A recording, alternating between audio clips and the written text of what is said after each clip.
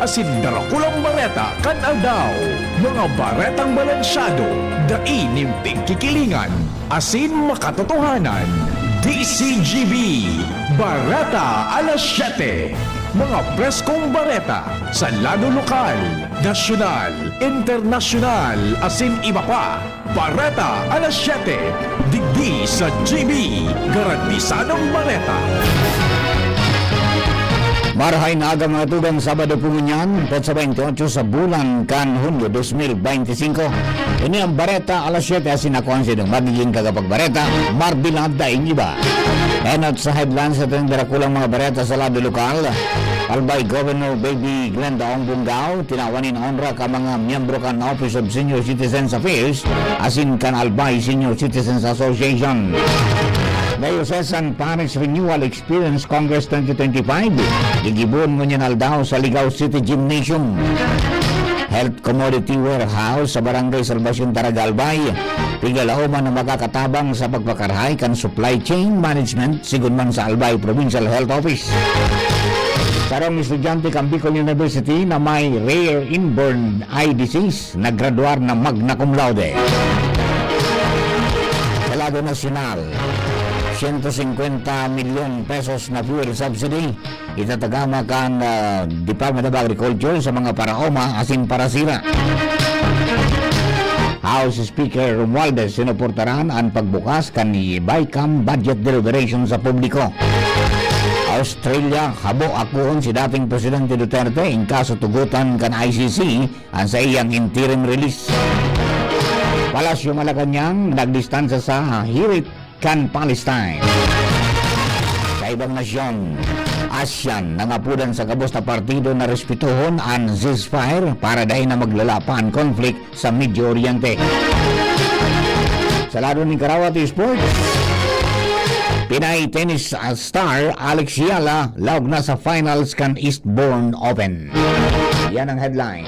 Yan sa detalles ka mga bareta, enot sa lado lokal. Ang baretang ini hatod sa Indukan. Artisan Joint Supplement. Bumabagal ang galaw dahil sa joint pain at arthritis. Mag-Artisan. Kinawanin onra ka mga membros kan Office of Senior Citizens Affairs o OSCA, asin Albay Senior Citizens Association o ASCA, si Albay Governor Baby Glenda Ong Bungao sa paginin pagpapailing kan sendang talento sa pagkanta asin pagsayaw nin sarong espesyal na tribute para sa gobernador. Ang makulor na pagtatanghal nagpailing nin pasasalamat asin pagmidbid kan mga senior citizens sa padago sa suporta ni Bungao sa indang sektor. Pero sa pagtanghal nagpaabot manin mensahe nin pasasalamat ang mga membros kan OSCA asin ASCA sa opisyal. Mientras na inirasman kan mga membros asin opisyal kan mga asosasyon ang mga benepisyong naresibininda sa paagi kan manibaibang programa kan gobyerno probinsyal. Ang baretang ini hatod sa Indukan. Optin Lutein Capsule. Alagaan ang paningin sa tulong ng Optin. Kitang-kita ang kalusugan ng mata. Gigibuhon mo niyan aldaw ang Diocesan Parish Renewal Experience of PREX Congress 2025 sa Ligao City Gymnasium sa Ligao City. Ang aktibidad pig-organisar kan Legazpi Diocesan Association of Parish of PREX Secretariat LDAPS kung saan saro ining pagtiripon kang PREX graduates kan Legazpi Diocese para sa sarong aldaw na spiritual renewal, formation as in fellowship. Ang selebrasyon may temang ang PREX, mga peregrino na nagbabaklay, inaapod na maging buhay na tanda nin paglaom. Gigibuon ang programa alas 8 ng aga sagud alas 4:30 ng hapon kung saan kasabay sa aktibidad ang evangelization talks hali sa mga invited speakers, workshops, Bible enthronement, mantang magkakaigwaman ng Eucharistic celebration na papanginutan ni Obispo Bong Bailon. Katakod kay ni biging kanya ang gabos na PREX alumni na magpartisipar sa nasabing aktibidad.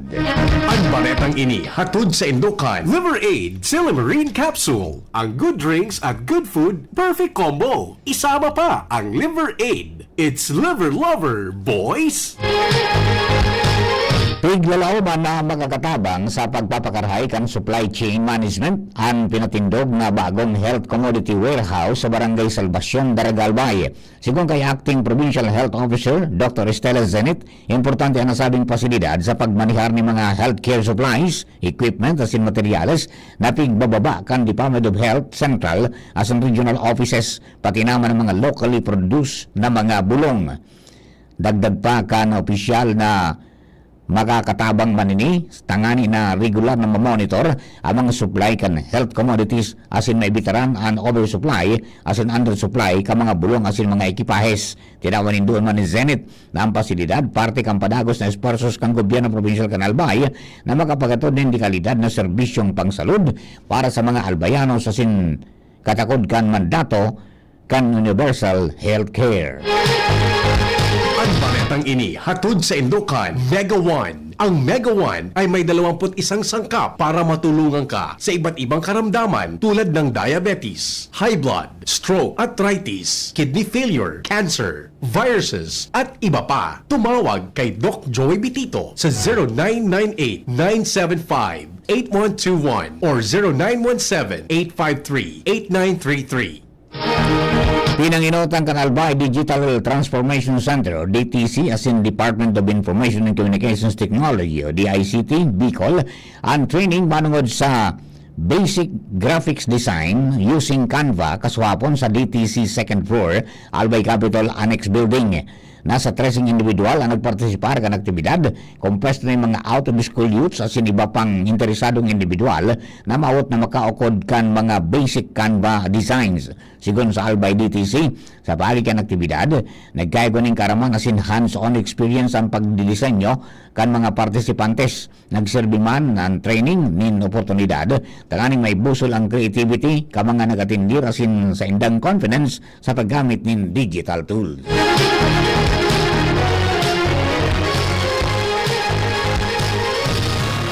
Pang mga baretang lokal kan sa mga residentes kan Barangay San Isidro kan Santo Domingo Albay sa mga pet owners na maging responsable partikular sa mga may sadiri kan naggoberol balagaw na ayam sa tinampo. Sigung kay punong barangay Danilo Ballester Sr. nagkakausan ng aksidente sa tinampo asin peligro sa mga motorista ang mga stray dogs kung kaya importanteng matawan in aksyon ang siring na problema. Sa ngunya naktibo ang operasyon kang barangay sa pagdakop ka mga stray dogs alaga laminado ng opisyal na may nagkapirang ayam na difícil dakopon. Katakod kini mapuna ang barangay sa pag-implementar kan penalidad sa pagklamar kan impounded animal susog sa provincial ordinance kan Albay. Hinagad man ni Ballester ang kooperasyon na sintabang ka mga residentes tanganing masolusyonan ang nasabing problema.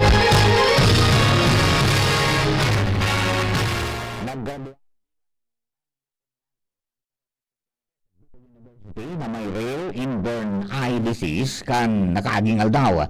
Si Clarence Castillo Naive, residente kan Pio Durán Albay, nakagraduar nin magna cum laude sa sarong o kaya sa kursong Bachelor of Arts in Literature apisar na sa iyang genetic disease na congenital glaucoma.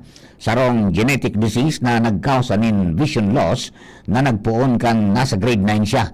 Sigung kay Naive, difícil ang kondisyon alagad tinawan niya nindoon na dapat mapugulang digdi. Sinabi pa niya na kung may unmil na rason para magsuko, may unmil uno man na rason, tangani na magpadagos. Apisar kan limitasyon asin kadipisilang partikular na ang magagabat na gibuhon arog kang pagbasa asin pagsulat sa iyang kurso na ukudan niya na mag-strategize. Dagdag pa ni Naive na pigagamit niya sa iyang cellphone kung sa iniguaning speech output kung kaya naaraman niya ang laman kan sa iyang pigbabasa.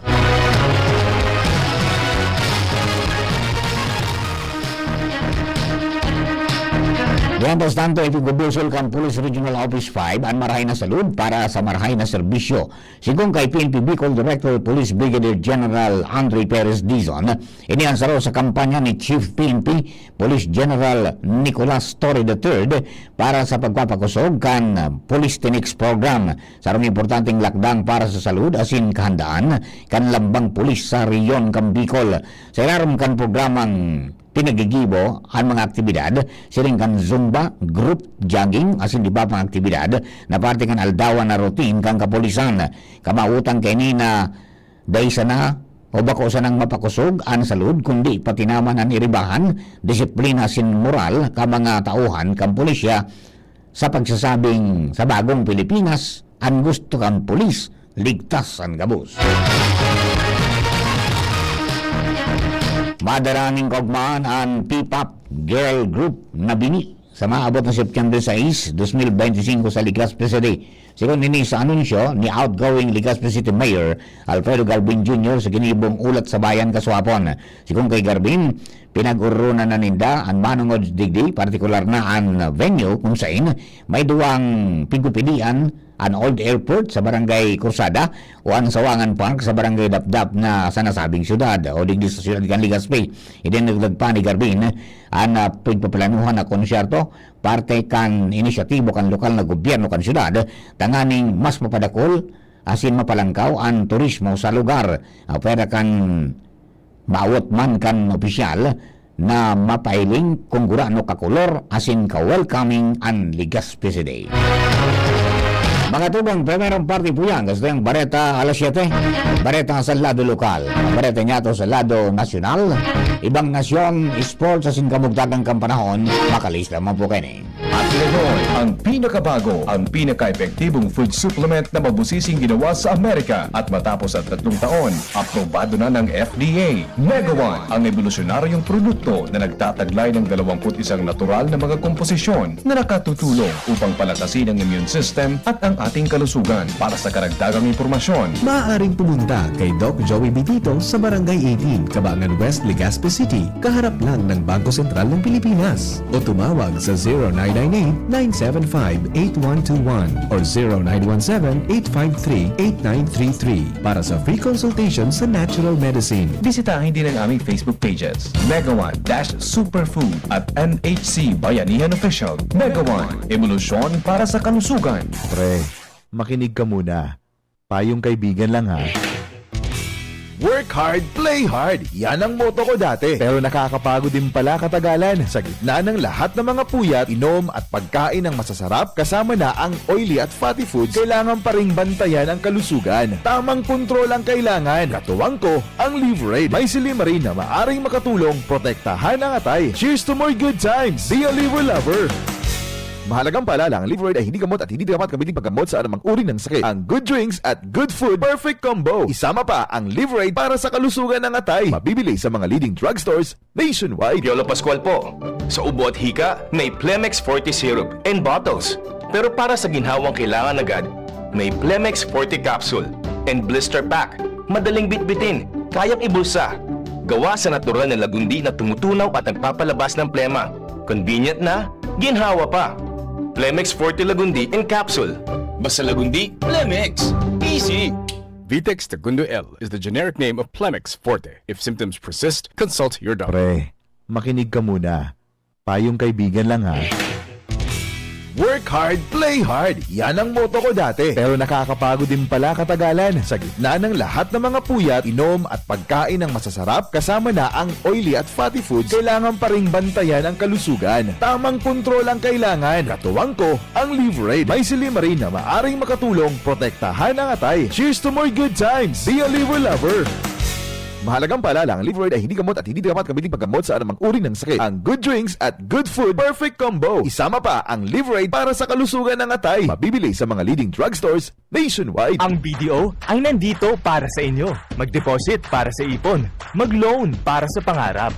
Tara na sa pinakamalapit na BDO or BDO Network Bank branch sa inyong lugar mula June 2 hanggang July 18, 2025. BDO. We find ways. Terms and conditions apply. Promo runs June 2 to July 18, 2025. DTI Fair Trade Permit Number R0508 Series of 2025. BDO Unibank is regulated by the Bangko Sentral ng Pilipinas. www.bsp.gov.ph. Deposits are insured by PDIC up to 1 million pesos per depositor. All rights reserved. Punta na sa pinakamalapit na BDO or BDO Network Bank mula June 2 hanggang July 18. Kung ikaw ay edad 50 pataas katulad ko, may mataas na ang risk ng panlalabo ng paningin. Mas challenging ang pang-araw-araw na gawain tulad ng pagbabasa, pagsusulat, at pagmamaneho.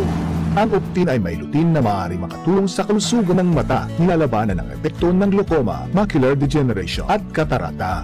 Kitang-kita ang kalusugan. Mabibili ang Optin sa mga pangunahing butika nationwide. Mahalagang paalala, ang Optin ay hindi gamot at hindi dapat gamitin panggamot sa anumang uri ng sakit. Getting married this year? Planning for a birthday party? Organizing an event for your company? Bicol Food Delights Catering Services is your one-stop solution for your upcoming events. From venue, coordination, and events host, we got it covered for you. At Bicol Food Delights, we also cater events of all sizes, specializing in wedding, corporate events, and parties. We've got the best menu for your events, like crispy Bicol Express, braised pork ribs in white sauce, cheesy baked lasagna, chili beef tinutungan, BFD fried chicken, and more. We also offer a service contract and tables and chair rentals at affordable prices. Bicol Food Delights Catering Services is located at the second floor of BFD Building, Purok 2, Barriada, Barangay 38, Gugun, Legazpi City, in front of Kalayaan Park. For more inquiries, you can call us at 0919-094-2572 or 0927-353-4407, or you can visit us at our official Facebook page at Bicol Food Delights Catering Services. Bicol Food Delights Catering Services. Great food, delightful service. DCGB Barreta alas 7. Barreta alas 7. Sa Kabadagos ng Barreta alas 7 sa Barreta sa Lado Nasyonal. Magdagama ang Department of Agriculture o DA ng sobra sa 150 milyon pesos na kantidad ng fuel subsidy para sa mga parasira asin paraoma dahil kan padagos na pag-itaas kan presyo ng crudo asin kan petrolyo. Sigon kay Assistant Secretary for Special Concerns and Official Development Assistance asin Agriculture Spokesperson Engineer Arnel de Mesa nahalin sa kabilugan na budget na ini 75 milyon pesos ang nakatagama para sa mga parasira mantang ang natatada naman iyon para sa mga paraoma. Sinabi niyang igwang special provision and distribution ng fuel subsidy sa General Appropriations Act na dapat pumakol muna ang presyo kan produktong petrolyo sa $80 per barrel bago maitaw ang pondo para sa mga benepisyaryo kani. Nangapudan man ang departamento sa mga retailers sa stakeholders kan agricultural sector na daingo na lugod pag-abusuhon ang mga ini sa pagpaumento kan presyo ng crudo para lang kawan man ang sa indang mga pipapabakal na mga agricultural products. Sinabi niyang padagos na nakatutok ang sa indang ahensya katuwang ang Department of Trade and Industry o DTI sa pagmonitor kan mga presyo ng barakalon sa mga saudan. Tanganing masiguro na dahil magkaigwanin biglaan na aumento sa presyo kan mga inidalan sa naging oil price hike sa gasolina. Suportado ni House Speaker Ferdinand Martin Romualdez ang pangapudan na buksan sa publiko ang deliberasyon kan Bicameral Conference Committee sa propwestong budget. Sinabi ni Romualdez na transparency and accountability ang dapat na cornerstone sa budget process. Sinabi niyang ang lakdang nagibuhon na bukas sa publiko ang diskusyon kan Bicameral Conference Committee ang sarong importanteng lakdang para maibalik ang tiwala kan publiko asin siguruhon na ang national budget o refleksyon kan kagustuhan asin interes kan mga namamanwaan. Piglansaran #OpenBicam campaign na nangangapudan sa naisa publiko ang deliberasyon kan Bicameral Conference Committee sa propwestong national budget kung saan pigbabagay ang bersyon na ipinasar kan Senado asin Kamara. Sigon kay Romualdez, makakarahay man kung naka-livestream ang deliberasyon kan Bicameral Committee. Sigon pa kay Romualdez na ilatag na kan Kamara ang mga lakdang para maging transparent ang pagtukar sa budget asin dapat na sanayning susugan para magduro-diretso. Hinagad man ni Romualdez sa civil society organizations, academic institutions, media sin iba pang grupo na bantayan ang deliberasyon. Ibinasura ka ng Australian government ang planong pagkupkop kay dating Presidente Rodrigo Duterte. In kaso, maaprubaran ang interim release petition kay ni sa International Criminal Court o ICC. Sigun sa Australian officials, ICC mismo ang dapat na magdesisyon sa nasabing petisyon kan dating Presidente na paramentas na libertad gikan sa ICC Detention Center sa The Hague, Netherlands. Napag-aramahan na dahil nagtriumpo si Vice President Sara Duterte na makauron si Australian Foreign Minister Penny Wong kan magbisita nagbisita siya sa sarong Pro Duterte rally sa Melbourne dahilan ta bako available na sabing opisyal kan Australia. Mantang wala pang komento si Australian Prime Minister Anthony Albanese may kinaraman sa nasabing petisyon. Pigtataong kwenta na kan Malacanang sa Department of Foreign Affairs o DFA ang pagsimbag sa kahagadan ni Palestinian Ambassador to the Philippines Munir Anastas na kumbinsiron kan Pilipinas an Israel para maresolberan ang krisis o maresolberan na ang krisis sa Gaza. Sinabi ni Palace Press Officer Attorney Claire Castro na issue sa foreign policy ang kahagadan kan Palestinian Ambassador kaya ang DFA ang dapat na sumimbag kaini. Pero sinabi ni Castro na sa o na pirming nagsusuporta ang Pilipinas sa two-state solution asin pigsusuportahan kan gobyerno ang pangmahaluyan asin komprehensibong katrangkiluhan sa Middle East susug sa lay kan United Nations asin UN Security Council resolutions. Ang Israel asin Palestine na magkasundo asin haluyang may gera sa Gaza asin West Bank dahil sa kagustuhan kan Palestine na magbugtak ng sariling independent state alagad sinakop kan Israel ang West Bank asin Gaza Strip. Dakol na mga inosenteng buhay ang nawara sa Gaza dahil sa padagos na pag-atake kan Israel. Medos tanto na sumiter na kan House Prosecution Team sa Clerk of Court kan Senate Impeachment Court ang reply sa answer ad cautelum ni Vice President Sara Duterte bilang kasimbagan sa nainot ng summon kan Korte. Inatod kan representante kan prosekusyon ang pleading kan prosekusyon nasa 37 paina ang reply kan prosekusyon na nagsisimbag sa naging pahayag kan Vice Presidente sa summon manungod sa isinangat na articles of impeachment kan Kamara de Representantes. Nakaparaman sa reply kan prosecution team na ang simbag ni VP Duterte na sasomon kan impeachment court iyon misleading asin daing katotohanan. Mababasa man sa primerong paina kan reply na false o bako totoo ang klamar kan depensa na daing nakasangat na kaso sa impeachment court dahil ibinalik ang articles of impeachment sa Kamara de Representantes. Sa Lunes o sa Unyo 30 pa matatawan ng kopya ang mga senador kaibanan na ligdi ang mga outgoing asin incoming senators. Nagsumiter na si Vice President Sara Duterte ng counter affidavit sa Office of the Ombudsman para simbagunan mga aligasyon na salang paggamit ng pondo kan sa iyang opisina, pati naman ang DepEd na pinanginutan niya poon 2022 sagkod Hulyo 2024. Enot kay ni sinugo kang Ombudsman si Duterte na simbagunan aligasyon kan House Committee on Good Government and Public Accountability na nag-imbestigar kung papaano ginastos ang milyones na confidential funds. Kan Hunyo 10 inadaptar kan Kamara ang report kan komite ni Manila Representative Joel Chua na pigrekomendar ang pagsumitir nin mga kasong kriminal kontra kay Vice President Duterte asin iba pang mga opisyal gikan sa sayang opisina na may kinaraman sa pigsasabing sala na paggamit kan pondo sa laog kan OVP asin DepEd.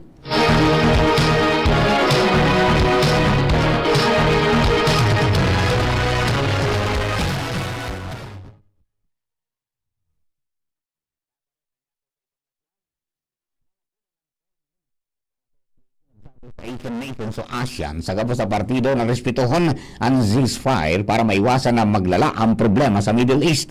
Sa sarong joint statement, nagpahayag ning kaaditan ng regional bloc na naglalala ang sitwasyon asin nagpahayag man ng suporta para sa mga pigigibong esforsos para sa katangkiluhan sa rehiyon. Ipinasarman kan 10-member bloc ang sa indang commitment para sa matrangkilong pagresolbir kan pagkakaiba asin respetuhon ang soberenya asin territorial integrity kang gabos na nasyon. Tinawan man doon kan ASEAN foreign ministers na dapat mantinidong susog sa international law asin United Nations Charter ang gabos na mga aksyon. Nagpahayag man ni suporta ang grupo para sa pangkinaba na inisyatiba sa pangenot kan United Nations na may kamautan na mapakulpa ang tensyon asin mapunan ang konstruktibong pag-ururon sa pagultan ng kamang embelto na partido. Nangako man ang ASEAN na magtabang sa mga namamanuang ang apektado kan armed conflict. Ginibukan ASEAN ang pahayag kasunod kan ipinautob na ceasefire matapos ang ninapod na 12-day of war sa pagultanan kan Israel asin Iran na nagpoon kan Hunyo 12. Naguminadan in sobra 600 katawo sa lado kan Iran, mantang 29 naman sa Israel. Nakapagristo man in ribu-ribong lugadan sa duwang magkalaban na nasyon. Sa lado kan Karawato Sports, naging emosyonal si Pinay tennis star Alex Ayala matapos daw gon si Varvara Gracheva kan France sa semifinals kan Eastbourne Open sa United Kingdom. Nakuha ni Ayala ang score na 7-5, 2-6 as in 6-3 para siguradong makalaog sa primerong WTA Tour Level Finals. Sa primerong set, dominado ni Ayala ang kawat, alagad sa ikaduwang set nakabawi ang French tennis player, sabkod paglaog ka ni katulong set, duman nakabawi ang Pinoy tennis player. Sinabi ni Ayala na daing nangunaon na makalaog sa finals dahil sa makusog na kawat na ipinahiling kan French tennis star. Sa kamugtagang mga panahon, o yaman ang pag-asa del Este Regional Forecasting Center, si Sir Melvin Almorela. Sir Melvin, please come in. Sa inyo na petsa, Hunyo 28, 2025, saldo ning Sabado ning pagkaaga. Ininang sa tuyang latest update sa kamugtakang kang sa tuyang panahon. Southwest monsoon o paros kang habagat ang nagka-apekto sa Kabisayaan, sa Kamindanawan, sa Central Luzon, sa Southern Luzon at sa Sulnopang parte kang Northern Luzon. Mantang ligdis sa Kabikulan, magiging bahagya mapanganuron sa kung mapanganuron na kalangitan na may mga pulo-pulo mga pag-uran o pagkikilat pagdagultol.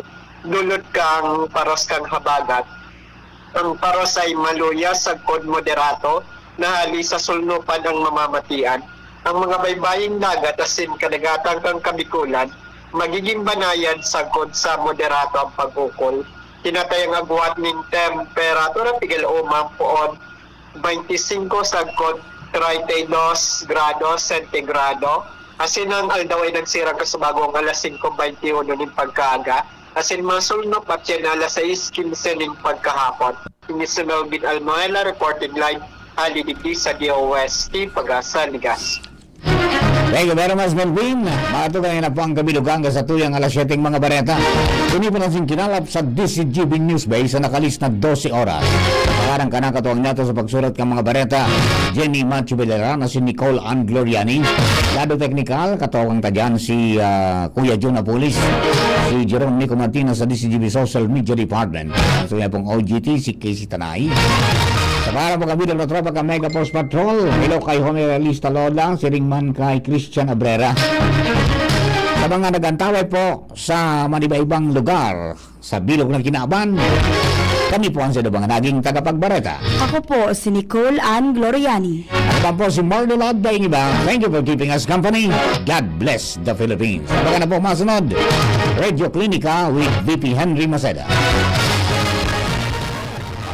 DCGB Bareta alas 7. Abangan giraray sa aga. An